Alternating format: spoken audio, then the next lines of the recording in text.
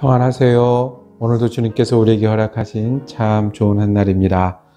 주님의 말씀을 대하는 시간이 우리 삶의 힘이요 그리고 소망이 되기를 축복하며 기도하면서 시작하겠습니다. 사랑과 은혜가 많으신 아버지 하나님, 우리가 어디에 있든지 말씀하여 주시니 감사합니다. 우리가 무엇을 하든지 주님을 찾을 수 있으니 감사합니다. 오늘도 그 사랑과 은혜를 의지하여 지내길 원하오니 주님의 보혈이 오늘 우리를 향한 은혜가 되게 하시고, 주님이 길이요 진리요 생명이라고 말씀하셨던 그 예수 그리스도의 사랑이 오늘도 우리가 살아갈 힘과 소망이 되게 하여 주시옵소서. 특별히 지친 사람들, 분주한 심령들, 그리고 주님을 의지해야 사는 육신과 마음이 연약한 사람들 주님 돌아보아 주셔서 주님이 말씀하심이 위로와 평안이 되게 하시고 새롭게 출발하는 힘이 되게 하여 주옵소서. 예수 그리스도 이름으로 기도드립니다. 아멘. 오늘 우리가 함께 읽으실 성경은 역대상 13장입니다. 6절에서 13절까지 말씀 받들어있습니다. 다윗이 온 이스라엘을 거느리고 바알라 곧 유다에 속한 기럇 여아림에 올라가서 여호와 하나님의 궤를 메우려 하니 이는 여호와께서 두 그룹 사이에 계심으로 그러한 이름으로 일컬음을 받았더라. 하나님의 궤를 새 수레에 싣고 아비나답의 집에서 나오는데 우사와 아히오는 수레를 몰며 다윗과 이스라엘 온 무리는 하나님 앞에서 힘을 다하여 뛰놀며 노래하며 수금과 비파와 소고와 재금과 나팔로 연주하니라. 기돈이 타작마당에 이르러서는 소들이 뛰므로 우사가 손을 펴서 궤를 붙들었더니 우사가 손을 펴서 궤를 붙들므로 말미암아 여호와께서 진노하사 치심에 그가 거기 하나님 앞에서 죽으니라. 여호와께서 우사의 몸을 찢으셨으므로 다윗이 노하여 그곳을 베레스 우사라 부르니 그 이름이 오늘까지 이르니라. 그날에 다윗이 하나님을 두려워하여 이르되 내가 어떻게 하나님의 궤를 내 곳으로 오게 하리오 하고 다윗이 궤를 옮겨 자기가 있는 다윗성으로 메어들이지 못하고 그 대신 가드 사람 오벳에돔의 집으로 메어가니라. 아멘. 오늘 함께 읽으신 말씀을 중심으로 우사의 위반, 베레스 우사, 우사의 위반이라고 제목 정하고 은혜 나누길 원합니다. 오늘 이야기는 우사라는 사람이 죽는 장면이 나오고요. 그 죽는 장면이 기억되고 많은 사람들에게 알려져야 되기 때문에 그곳을 베레스 우사라고 이름을 짓고 전해주는 그런 말씀입니다. 이 법궤가 원래 머물렀던 아비나답의 집의 아들 우사와 아효가 수레를 따라오다가 이제 법궤가 흔들리니까 거기서 붙잡았습니다. 그런데 그 자리에서 죽었습니다. 하나님이 죽이신 것을 거기 있는 사람이 보았고 알 수 있었습니다. 이 좋은 일에 또 좋은 뜻으로 하는 일에 하나님을 위해서 하나님과 잘 섬기며 지내겠다고 하는 이 자리에 우사가 왜 죽었을까요? 장면을 이해하기 위해서 우리는 몇 가지 방법들을 사용합니다. 첫 번째는 이 수레로 끌다가 생긴 문제다. 왜냐하면 이 원래 언약궤는 어떻게 날라야 합니까? 정해진 제사장이 어깨에 메고 나르게 되어 있습니다. 하나님이 정해주신 법칙입니다. 그리고 정해진 법칙대로 일을 하다가 지금은 무엇으로 나르고 있어요? 수레로 날랐습니다. 하나님이 정해준 법칙에서 벗어난 것이죠. 이 수레로 나르는 것은 어떻게 시작이 되었습니까? 원래 이 언약궤는 하나님을 예배하는 곳에 있다가 전쟁터로 가져오게 됩니다. 블레셋과 전쟁하는 중에 유다 사람들이 언약궤를 가져다가 눈에 보고 적에게 보여주면 꼭 주술이나 부적처럼 힘을 발휘할 수 있지 않을까라는 어리석은 생각에, 불경한 생각에 가져왔고요. 그러다가 뺏겼습니다.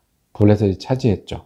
블레셋에서 나간 법궤는 블레셋에서 문제를 만듭니다. 여러분들이 재미있게 기억하시는 블레셋에 갔더니 다곤 신전들이 다 쓰러지고 그 다음에 여러 곳에서 전염병이 생겨서 블레셋 사람들이 이 여호와의 궤를 도로 돌려보내야 되겠다라고 스스로 결정하고 돌려보내 줍니다. 그때 어떻게 돌려보내 주냐 하면, 소가 수레를 끌게 해서 이 법궤를 돌려줍니다. 그러니까 이 수레를 끄는 거는 하나님이 주시고 이스라엘이 지켰던 방법이 아니라 어디서 배워온 거예요? 블레셋 사람들이 그렇게 하는 거 보고 따라 했었어요. 지금 법궤를 잘못 이해하고 잘못 대해서 뺏겼다가 돌아오는 과정에 법궤를 옮기는 방법도 분명히 해야 되는데 그렇지 못했습니다. 둘째는 우사야와 아효가 그동안 법궤 옆에 있긴 했습니다. 그렇지만 원래 이 법궤는 누가 다루고 누가 옮겨야 합니까?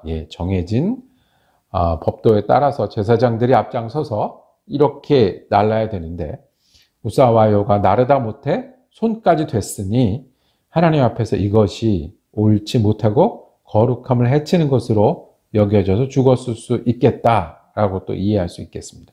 또 하나는 가볍게 생각했다는 것이죠. 그냥 법궤를 이사하는 것처럼 수레에다가 옮기고 흔들리면 붙잡고 그렇게 해서는 안 됐다라고 생각합니다.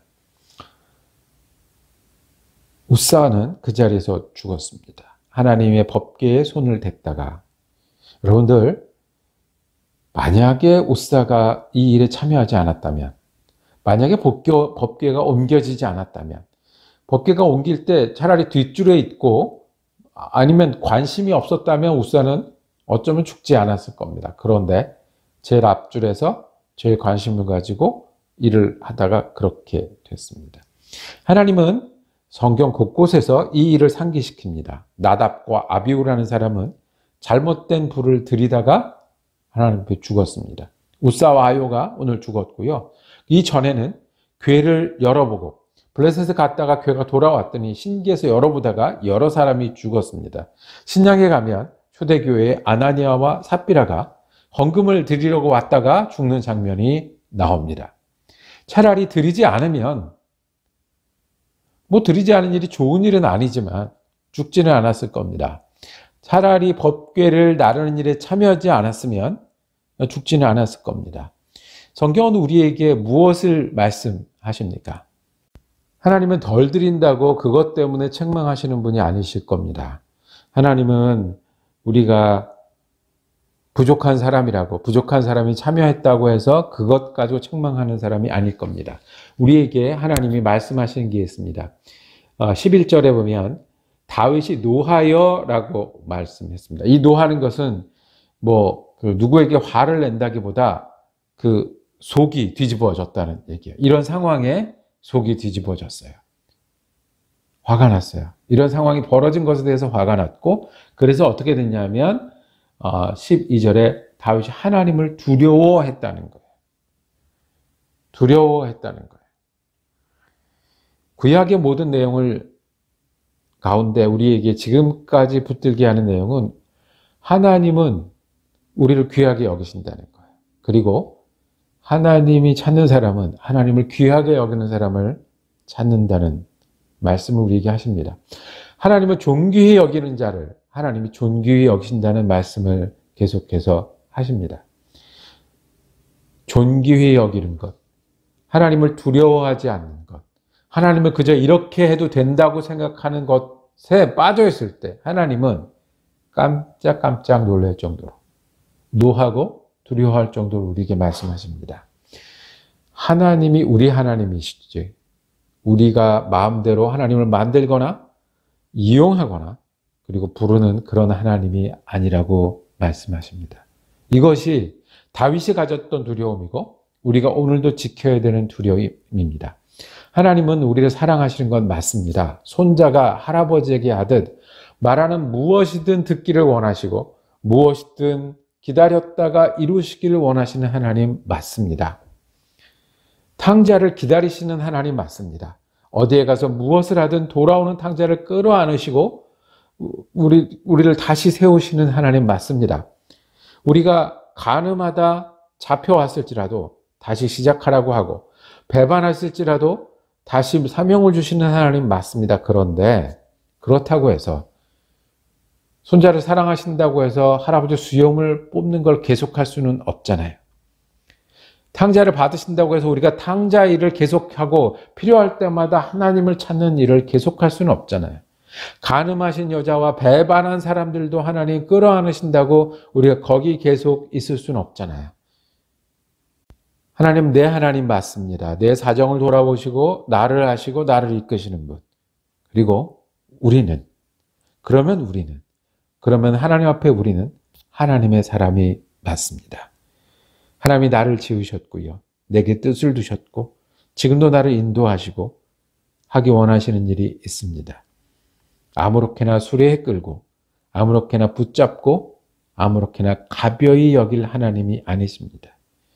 하나님, 우리가 언제나 부르면 응답하시는 분이지만 또한 하나님 앞에 우리는 우리가 하나님을 섬기고 따르고 하나님을 경외함으로 살아가는 그런 사람이어야 합니다. 우리가 하나님을 어떻게 경외하겠습니까? 오늘 우리는 하나님을 어디에 모시고 어떻게 귀하게 여기겠습니까? 하나님이 원하시는 하나님과 우리는 하나님이 우리를 귀히 여기시니 우리도 하나님을 귀하게 여기는 것이고 하나님이 우리 입에서 나오는 모든 말과 우리 마음을 헤아리시니 우리가 하나님의 뜻과 하나님의 말씀을 붙들고 따라 살아가는 하나님을 경외하는 사람 되기를 기다리시지 않으시겠습니까? 기도하겠습니다. 주님, 우리는 하나님을 경외합니다. 우리가 하나님을 예배함으로 경외하고 무엇보다 귀하시고 중요하신 분으로 경외하기를 원합니다.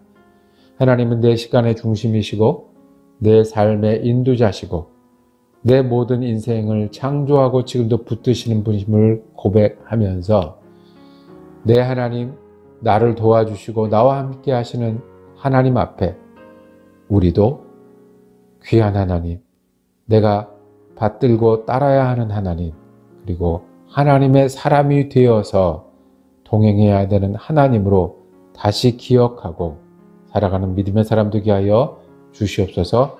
우리 예수 그리스도 이름으로 기도드립니다. 아멘. 말씀 묵상 함께 할 수 있어서 감사했습니다. 내일은 사도행전 성경 공부 이어지겠습니다. 은혜로운 한 날 되시기를 축복합니다.